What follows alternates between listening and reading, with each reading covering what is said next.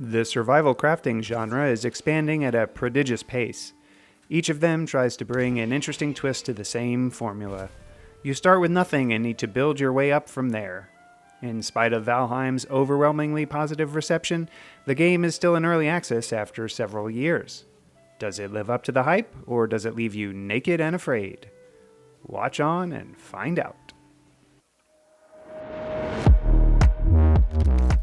My name is Thoraxe, and this is Strategy for Busy People. If you've got a few minutes, I'll tell you what to play. I've really been knocking down the survival crafting games these days. On this episode of Strategy for Busy People, we are taking a look at Valheim by Iron Gate. I only have a few hours in this game.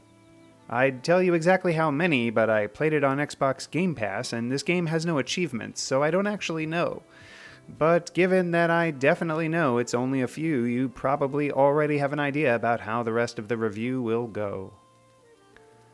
Look, I understand that survival crafting games are supposed to be about survival. Before I get into that part of the game, let's look at the backstory, because at least that's interesting. The game is inspired by Viking culture. Vikings are awesome. They really know how to party, and they definitely know how to mess up some creatures or enemies or whatever. The premise of the game involves some kind of Viking mythology, and that stuff is cool. That's about it for the interesting parts of the game. This is one grindy thing. I mean, seriously. I played Ark Survival Evolved a while back, and that was pretty awful. Valheim takes quote-unquote quality of life to a new low. Yes, I understand that I could have tamed the boars or whatever to get a supply of leather, but the game didn't really make it obvious how that could be accomplished. And if you've been watching my channel, you know that I like emergence in my games. There's something you have to do with your hand and some food or whatever, but look, the point is that leather and fur and whatever are quite difficult to obtain. When you kill a creature, the drops are seemingly random? That's extremely annoying, dudes.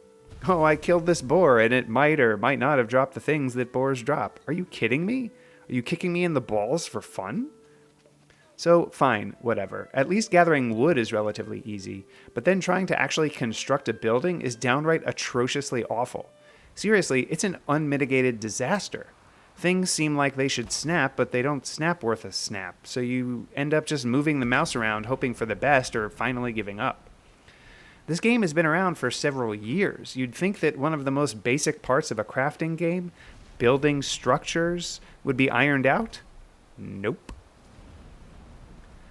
The initial containers you can build are laughably small, and inventory management immediately becomes an atrocious nightmare. So you really end up suffering through trying to gather enough scraps and bits of whatever you actually need in order to build something, like armor or a weapon.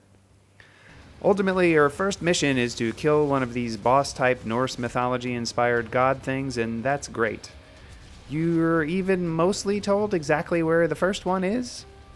I eventually decided that I had ground my way along enough and had geared up enough to give it a whirl, so I did. Victory! And now it was time to find the next boss, except that it involved pretty much literally aimlessly wandering around the forest. At this point, I encountered some higher-level creatures that I had never seen before, and I had never been in extended combat before, so managing health and stamina, etc. was not second nature yet. So I died. And then I had nothing. No backup gear. I was staring down the prospect of having to grind it out all over again just to gear up to go fetch my gear, and that sounded downright awful. Before I give my final verdict, take a moment to like this video and subscribe to the channel. Don't forget to share with your friends. Agree with me? Disagree with me? Or want to see other content? Let me know in the comments below. Want to try this game yourself? Check out my humble affiliate link below. And if you want to support me in making more of these videos, become a patron on Patreon. Your support really makes a difference. The final verdict. Look, I know a lot of people love this game. It's so wonderful, they say. It's so great in multiplayer, they say. Well, look, other than Ninsha, maybe, and possibly that Hella Energy guy, you know I have no friends, so I can't agree that it's wonderful or that multiplayer is great. on my trademarked 3-point score scale of avoid, meh, and I forgot to eat, I totally rage quit this game in favor of eating a turkey leg to get my Viking on. Save yourself the trouble and skip this one, okay? Or play it to torture yourself. I don't really care. No, that's not true. I do care about you, my viewer. So skip this one. Play Icarus instead.